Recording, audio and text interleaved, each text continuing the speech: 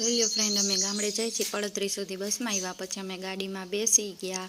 દેવ સરસ રમે છે ગાડીમાં, એને તો બહુ મજા આવે દેવને. અને થોડીક વાર થયું ત્યાં તો દેવભાઈને નીની આવવા માંડી, તો દેવ સૂઈ ગયો. અને પછી જુઓ બાજરાનું ખેતર આવ્યું, અને ત્યારબાદ ઢેલ સરસ હતી, તો મેં કીધું લાવ થોડોક બતાવું ઢેલ. અને પછી દેવ છે એ ઉઠી ગયો, અને દેવને ગાડી હકાલવી હતી, તો દેવ ગાડી હકાલે છે.